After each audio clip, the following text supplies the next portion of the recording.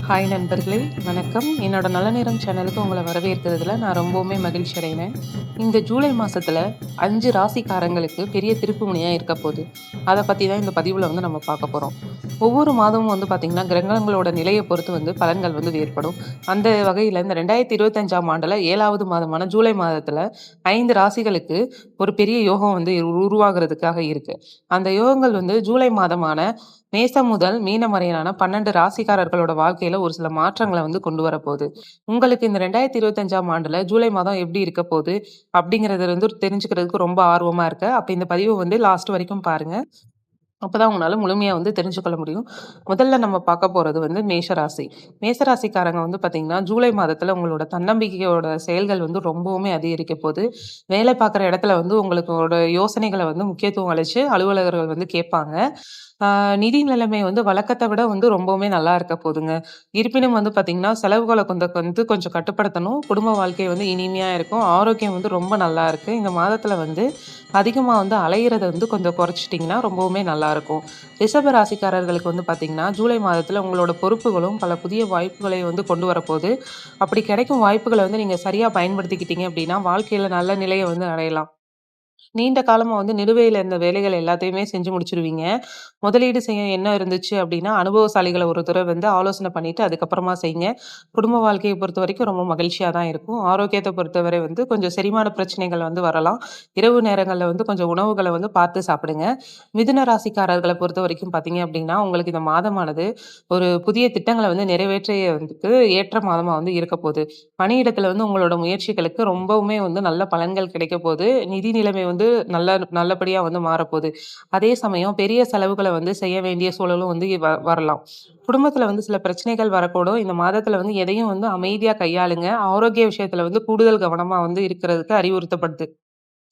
கடகராசிக்காரங்கள பொறுத்தவரைக்கும் பார்த்தீங்கன்னா, ஜூலை மாதம் உங்களுக்கு சாதகமா தான் இருக்கு. தொழில் ரீதியா நல்ல முன்னேற்றத்த காண்பீங்க.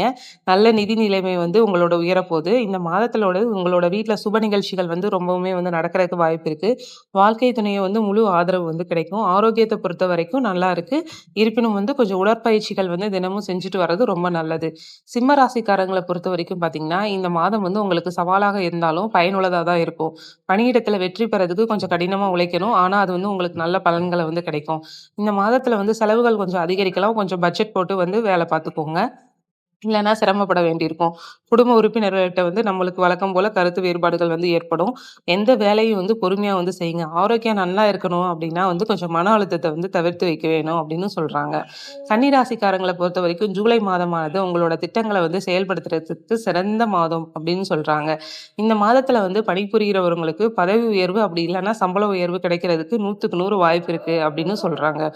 கூட்டு தொழில் செய்றவங்களுக்கும் நல்ல பலன்கள் கிடைக்க போது. வீட்டு சூழல் மகிழ்ச்சியாக இருக்கும். ஆரோக்கியம் பொறுத்தவரை பார்த்தீங்க அப்படின்னா, பருவகால நோய்கள் குறித்து கொஞ்சம் சற்று கவனமா இருக்கணும் அப்படின்னு சொல்றாங்க. துலாம் ராசிக்காரர்கள பார்த்தீங்க அப்படின்னா, இந்த மாதம் உங்களுக்கு ரொம்ப நல்லா இருக்குங்க.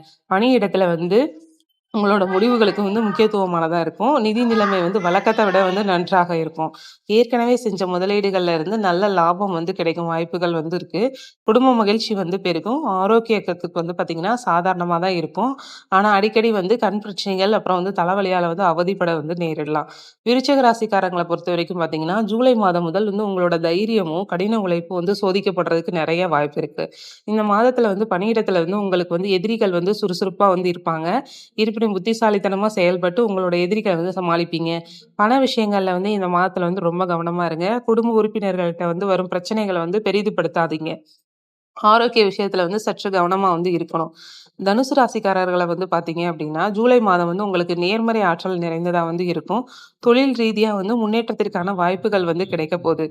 வணிகர்களுக்கு நல்ல லாபத்த தரும் புதிய ஒப்பந்தங்கள் கிடைக்கும். புதிய வருமானங்கள் பார்த்தீங்கன்னா, கிடைக்கிறதுக்கு நெறைய வாய்ப்பு இருக்கு.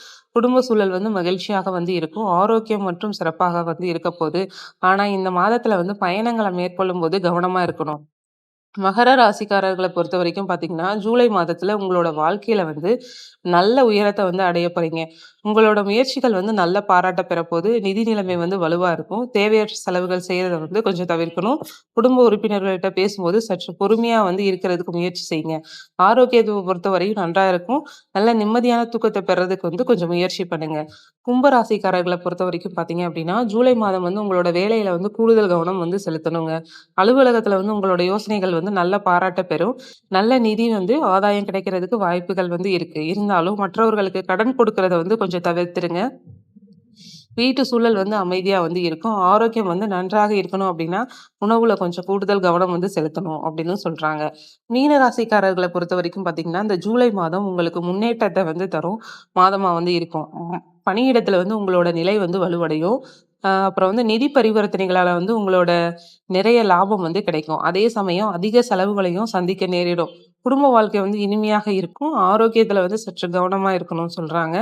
இம்மாதத்துல வந்து பார்த்தீங்க அப்டின்னா, தோலை மற்றும் வயிறு தொடர்பான தொந்தரவு வந்து ஏற்படக்கூடும் அப்படின்னு சொல்றாங்க. இது வந்து எல்லாருடைய ஜூலை மாத பலன்கள் வந்து இந்த பதிவுல வந்து நான் முழுமையா வந்து கூறியிருக்கேன். ஆ உங்களோட நல்ல காரியங்கள் ஏதாவது தொடங்குறதுக்கு முன்னாடி, நல்ல யோசனைகள வந்து தொடங்குறதுக்கு முன்னாடி, உங்களோட சுய ஜாதகத்த ஒரு முறை வந்து பரிசோதிச்சுக்கோங்க. அதுக்கப்புறமா வந்து நல்ல செயல்கள வந்து தொடங்குங்க.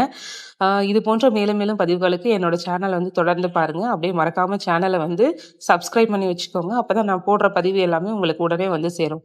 நன்றி நண்பர்களே!